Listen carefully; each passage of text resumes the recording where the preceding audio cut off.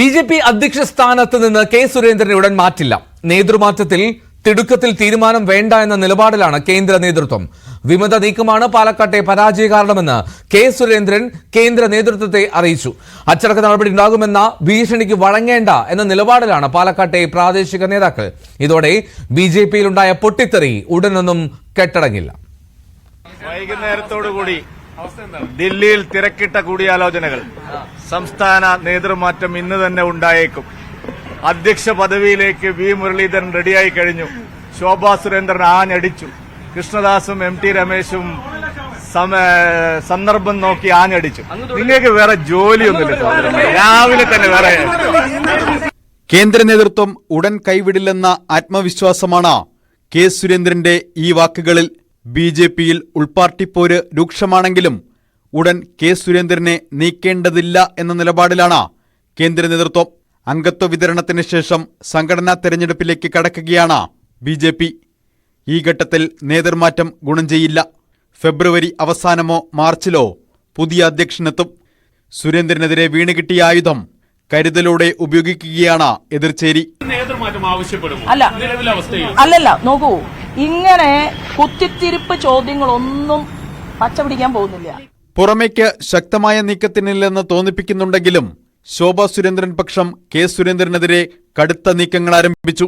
പാലക്കാട് നഗരസഭാ അംഗങ്ങൾ കെ സുരേന്ദ്രനും കൃഷ്ണകുമാറിനുമെതിരെ നടത്തിയ നീക്കം ദേശീയ നേതൃത്വത്തിന് മുന്നിലെത്തിച്ചാണ് ശോഭാ ക്യാമ്പ് മുന്നോട്ട് നീങ്ങുന്നത്. അച്ചടക്ക നടപടിയെടുത്താൽ പാലക്കാട്ടെ ഒരു വിഭാഗം പാർട്ടി വിടുമെന്ന മുന്നറിയിപ്പും ശോഭാ സുരേന്ദ്രൻ നേതൃത്വത്തെ അറിയിച്ചിട്ടുണ്ട്. സംസ്ഥാന അധ്യക്ഷ പദവി ലക്ഷ്യം വെക്കുന്ന ശോഭാ സുരേന്ദ്രൻ പാലക്കാട് തോൽവിയിൽ തനിക്ക് പങ്കില്ലെന്ന നിലപാടിലുമാണ്. എനിക്ക് അഖിലേന്ത്യാ നേതൃത്വവും സംസ്ഥാന ഘടകവും ശോഭ എന്ത് ജോലി ചെയ്യണം എന്ന് അവര് തീരുമാനമെടുക്കാറുണ്ട്. ആ പണി വളരെ നല്ല രീതിയിൽ ചെയ്തു തീർത്തു എന്ന് ആത്മവിശ്വാസമുള്ള ഒരു സാധാരണക്കാരിയാണ് ഞാൻ. അധ്യക്ഷ സ്ഥാനത്തേക്കില്ലെന്ന് വി മുരളീധരൻ വ്യക്തമാക്കിയതോടെ പകരക്കാരനാകാനുള്ള കരുനീക്കങ്ങൾ പാർട്ടിയിൽ ശക്തമാണ്.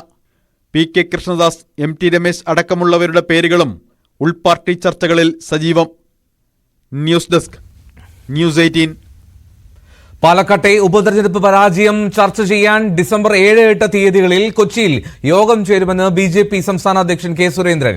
താഴെത്തട്ടിൽ നിന്നുള്ള റിപ്പോർട്ട് വന്ന ശേഷമേ ചർച്ചയുള്ളൂ. പല നേതാക്കളും ഇന്നത്തെ നേതൃയോഗത്തിൽ നിന്നും വിട്ടുനിന്നു. എന്നാൽ എല്ലാ യോഗത്തിലും എല്ലാവരും പങ്കെടുക്കാറില്ല എന്നായിരുന്നു ഇക്കാര്യത്തിൽ സുരേന്ദ്രന്റെ വിശദീകരണം.